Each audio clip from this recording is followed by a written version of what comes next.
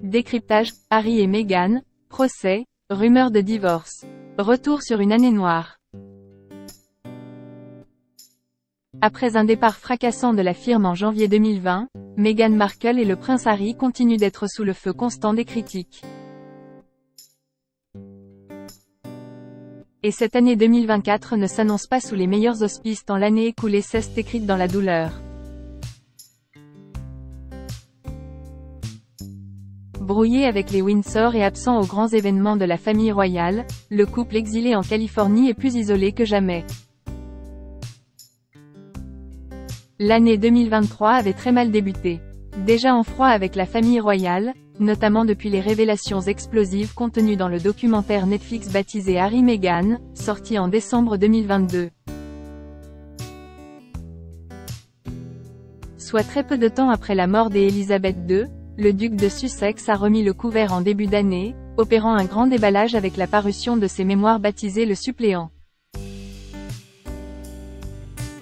Harry avait une cote de popularité très forte avant son mariage, il était le petit chouchou de la reine, mais il a bien flingué son image, estimait Arnaud de Lagrange, correspondant à Londres pour Le Figaro.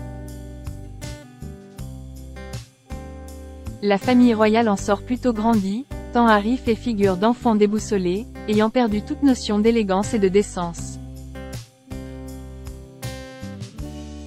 Avec ses confessions jugées impudiques et déplacées, le prince Harry cesse tirer une balle dans le pied tant l'excès ruine le propos. Sa cote de popularité est en chute libre, aussi bien au Royaume-Uni qu'aux États-Unis. À l'indécence s'oppose l'indifférence de la famille royale. Never explain, never complain. Personne ne commente ouvertement les nouvelles attaques du trublion de la couronne. Pas même son épouse. Habituée à marcher main dans la main, indissociable comme le sel et le poivre selon l'expression de la duchesse, Meghan Markle semble pour la première fois prendre ses distances avec son mari. Celle qui a toujours cherché la lumière des projecteurs se fait quasi invisible avant, pendant, après la parution du livre. Quand certains avancent qu'elle a activement participé aux mémoires de son époux, d'autres confient au contraire qu'elle n'approuve pas franchement ce grand déballage. Harry sans Meghan au couronnement de Charles III. Une chose est sûre, Meghan Markle se la joue discrète.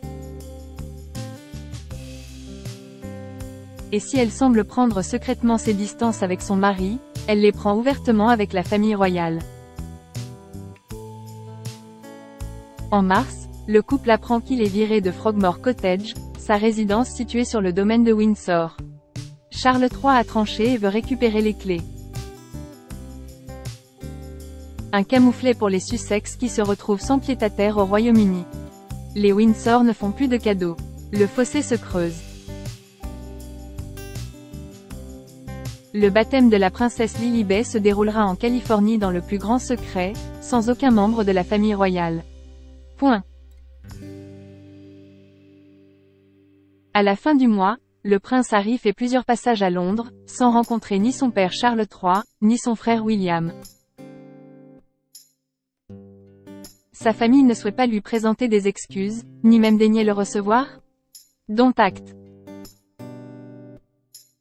Son objectif numéro 1 désormais, régler ses comptes avec les tabloïds, et appeler à une réforme complète de la presse à scandale, qu'il estime coupable de la mort de sa mère en août 1997. Après de nombreuses tergiversations, provoquant l'ire des différents conseillers du palais, incapable de pouvoir organiser avec précision un événement aussi crucial que le couronnement, la nouvelle tombe le 12 avril. Le prince Harry se rendra au sacre de son père Charles III mais sans Meghan Markle qui restera en Californie pour s'occuper de leurs 2 enfants. Meghan Markle est une lâche qui ne voulait tout simplement pas être humiliée à l'échelle mondiale, juge Kinsey Schofield, correspondante royale basée à Los Angeles. Entre les Windsor et l'ancienne actrice de la série Suits, la rupture est consommée. Le duc de Sussex réalise un voyage express le 6 mai pour assister à l'un des jours les plus importants de la vie de son père, dans une ambiance glaciale.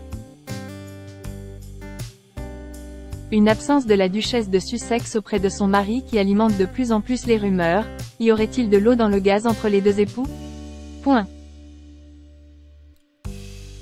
Meghan Markle refuse un bisou lors d'un match de basketball devant les caméras. Harry aurait une chambre réservée à son nom dans une grande chaîne des hôtels située à Montecito, un lieu de fuite privée où il apprécierait se retrouver seul. Harry fatigué de Meghan? Meghan libérée sans Harry? Pour autant, difficile d'envisager un divorce des Sussex tant leur mariage et leur pouvoir et leur couple, une marque. Pas certain que chacun arrive à se distinguer individuellement. La famille royale continue de prendre ses distances.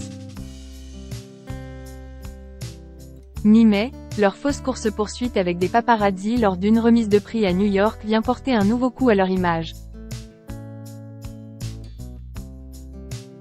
Un retour sur la scène médiatique en duo qui sonne comme un échec cuisant. Un mois plus tard, nouveau coup de tonnerre. Après avoir signé un juteux contrat avec Spotify suite au Brexit, la plateforme met brutalement fin à leur collaboration. Pour les Sussex, c'est la douche froide. Et si Netflix les soutient toujours, le géant du streaming réclame rapidement d'autres bonnes idées. Pour le couple, devenu financièrement indépendant depuis leur départ de la famille royale, il faut trouver de nouvelles façons de faire entrer de l'argent dans les caisses pour continuer à financer son luxueux train de vie californien et sa sécurité. Jouer les victimes ne peut être éternel, et monnayer constamment leur affiliation à cette couronne qu'ils n'ont de cesse de critiquer, n'en finit plus d'exaspérer. Les séries animées américaines saines donnent à cœur joie. Et que dire de leur fondation Archewell, avec l'objectif philanthropique avancé de vouloir faire le bien, dont la gestion est sévèrement pointée du doigt? Les semaines passent et les Sussex lassent. Pire, ils deviennent même radioactifs. Les célébrités leur tournent le dos, tout comme la famille royale, qui continue de prendre ses distances. Trooping the Colour, Royal Ascot, second couronnement de Charles III en Écosse, tant d'événements notables auxquels Meghan Markle et le prince Harry ne sont pas conviés. Leur été se fera également loin de la résidence royale de Balmoral.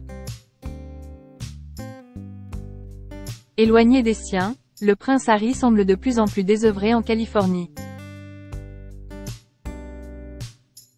En coulisses, il se murmure que Meghan Markle serait pleinement occupée à plancher sur de nouveaux projets, comme son retour sur Instagram, la réapparition de son ancien blog Lifestyle The Tig, ou son arrivée en politique. En septembre dernier, les Invictus Games fondés par le prince Harry et organisés à Düsseldorf en Allemagne, sont une belle occasion pour le couple de montrer qu'il est plus soudé que jamais. Pendant plusieurs jours, les Sussex vont afficher un front commun et tenter de faire taire les mauvaises langues qui prédisent la fin de leur histoire. Une escapade en amoureux en octobre dans les Caraïbes mettra un temps fin aux rumeurs de divorce. Mais si le couple s'affiche uni, leur relation avec la famille royale britannique se dégrade jour après jour. Pour les 75 ans de Charles III en novembre, la hache de guerre n'a pas su être enterrée. Et alors que les fêtes de Noël auraient pu calmer les esprits et réchauffer les cœurs, les rumeurs laissant même entendre que les Sussex seraient les bienvenus au Royaume-Uni, les nouvelles révélations contenues dans le livre Fin de règne d'Omid Scobie, biographe officieux des Sussex, viennent compliquer la donne.